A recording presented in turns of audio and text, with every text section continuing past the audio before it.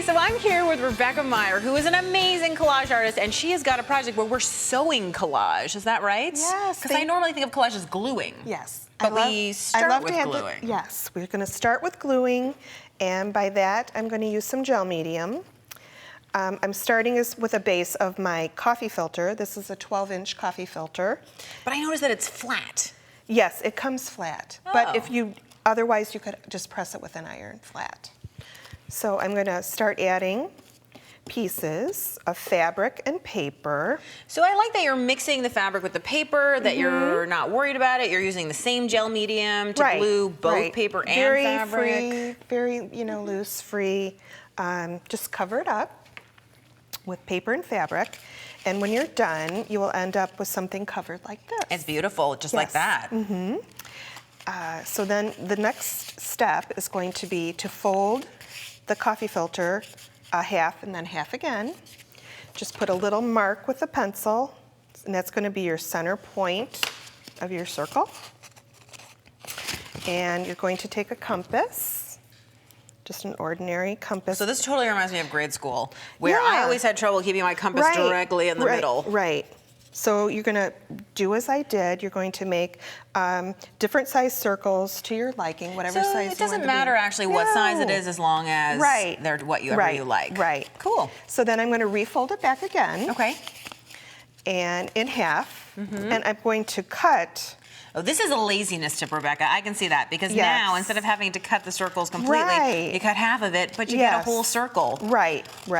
So I would finish cutting each circle, and you end up with something that looks like this. Cool. Now, to give a little bit more interest in design, I'm not going to put them back like I had cut them. So I'm going to turn them, audition them, see how I like it, and then which is really cool. And I even notice you have here a different pattern here, right? Because you could actually mix together two different things that you've done. Definitely. And again, you've got another coffee filter here, and I know you're holding some fabric adhesive. Yep. So I'm going to tack the pieces down with fabric adhesive. Now, why are you using fabric adhesive as opposed to like a regular glue? Because I do a lot with fabric, and I have it anyway. Well, so, that's my theory of why I use things, because it's there. Yes, so I have it, and I just use it for everything. So then, like I said, I would glue these, tack these all down, and then move it to the sewing machine. So I know you're just using a zigzag stitch here. Yes, a fancy zigzag. What's nice about a sewing machine, practically all sewing machines now come with some decorative stitches. So you can utilize those with this project very nicely, as I've done here. I'm using like a fancier zigzag stitch here. And all you're trying to do is just cover that seam. I'm covering the seam and also adding decoration and texture. So it's practical along with actually being decorative, which I always like. I think that's fun when you can do something that's both. Right, I agree. So I'll just cut that off. Cut off the thread, and then we'll be ready to create even more. Now, do you leave your threads hanging? This is always one of those sewing collage questions. I clip them because I don't like a bunch hanging off everywhere in the back here too. So it's interesting, you even clip off the back, even though I know that the next step is we're gonna go ahead and glue that onto something. You're such a neat-nick, Rebekah. Well, with this I am.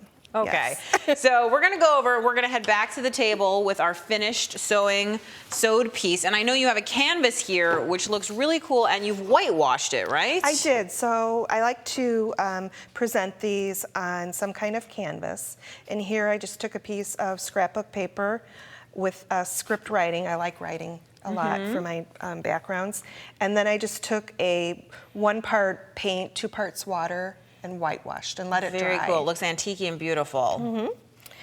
So a few more steps that can be done once you have it at this point is you can go ahead and add lace, whatever other fun trimmings you have around. Really pretty. They have so many pretty This is the kind of project that allows me to be a hoarder, because I can collect all types of these. May I reach into your bucket here? All types of beautiful little embellishments that you can lay out, and you're just going to use that same fabric adhesive, right, to adhere everything? Right. And now what are you doing? Right now I'm doing some decorative stamping with the paint cap. So I would go with white, load it with metallic gold.